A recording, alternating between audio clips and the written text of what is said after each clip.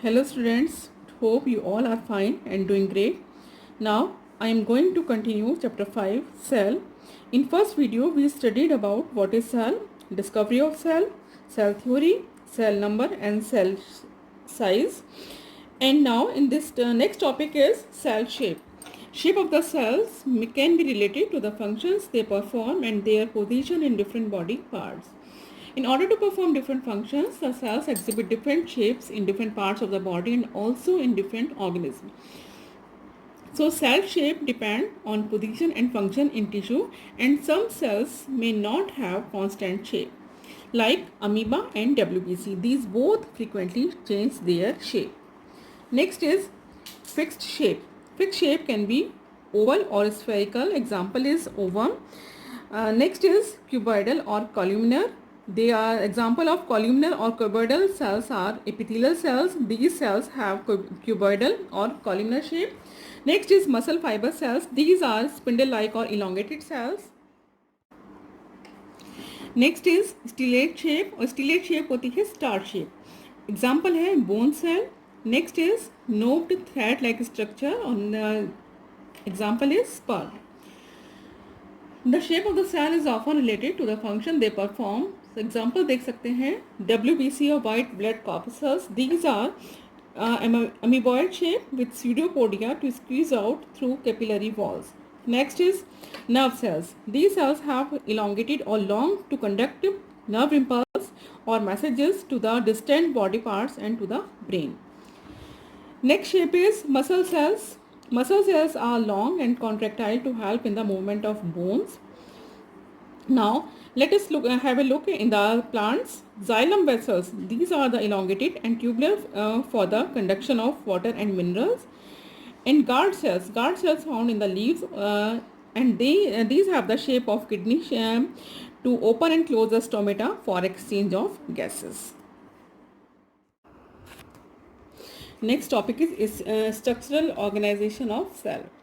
A generalized animal cell is broadly formed of three major parts, and these are: first is plasma membrane or cell membrane, second is nucleus, and third is cytoplasm with cell organelles.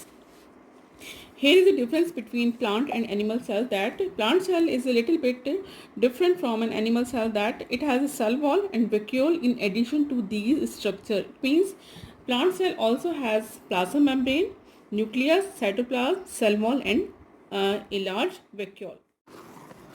Let us take one by one. First is plasma membrane. Plasma membrane is the outermost covering of all cells. It separates the cell contents from the external environment. Actually, every cell is bounded by extremely thin, elastic and selectively permeable plasma membrane, and it is about 7 to 10 nanometer thick and can be seen only under electron microscope.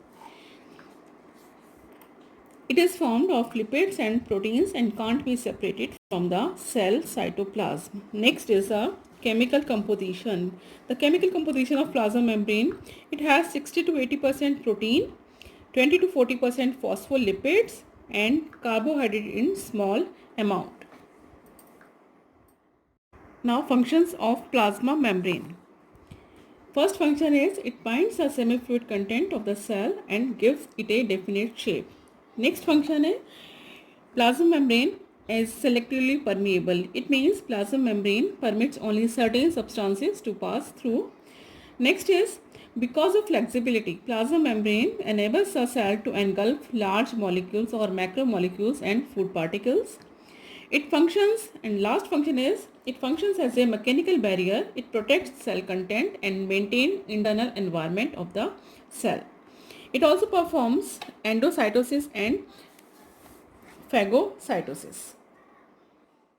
Now, what is endocytosis?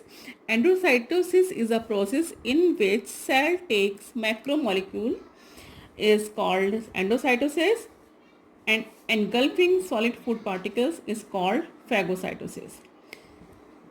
Amoeba obtain food by phagocytosis, and WBC engulf invading microbes by phagocytosis and their toxin by endocytosis. After the functions of plasma membrane, let us have a look how substances move in and out of cells. As you know, the main function of plasma membrane is selectively control the entry and exit of substances. But how this happen? It happens with the help of few processes, and these are, first one is diffusion and second is osmosis. First one, what is diffusion? Diffusion is the spontaneous movement of particle of a substance in a gas or liquid form from a region of its higher concentration to a region of its lower concentration until uniform concentration is achieved at both ends. Okay.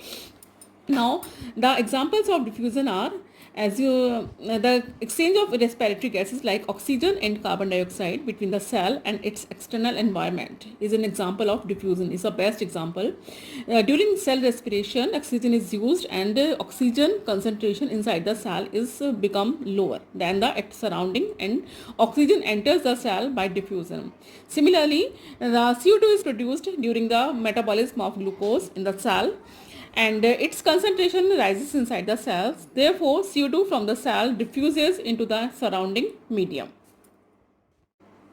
Now, the importance of diffusion. The first importance is diffusion helps in the exchange of respiratory gases, as I told you. Next is it helps in the distribution and spread of different substances in the cytoplasm. Next function is, or next importance is, diffusion of water result in osmosis.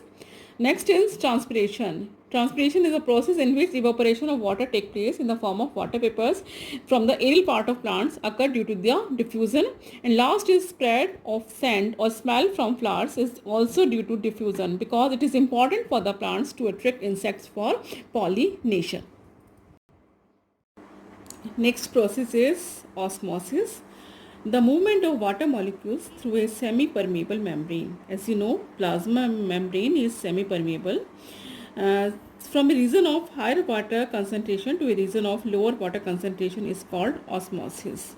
Here is a difference between the osmosis and diffusion, that in diffusion there is no need of semi-permeable membrane, but in osmosis semi-permeable membrane is required. Now, the importance of osmosis: roots absorb water from soil by osmosis, and second is cell to cell movement of water absorbed by roots also take place by osmosis. Now, next topic is cell wall. It is found only in plant cell. As I told you earlier, it occurs as a rigid protective covering outside the plasma membrane. It is formed of cellulose. And what is cellulose? It is a non-living substance. Chemically, cellulose is a polysaccharide, and it provides structural support and mechanical strength to the cell. Now let us study the next part of the cell, that is nucleus, and it is called the control center of cell.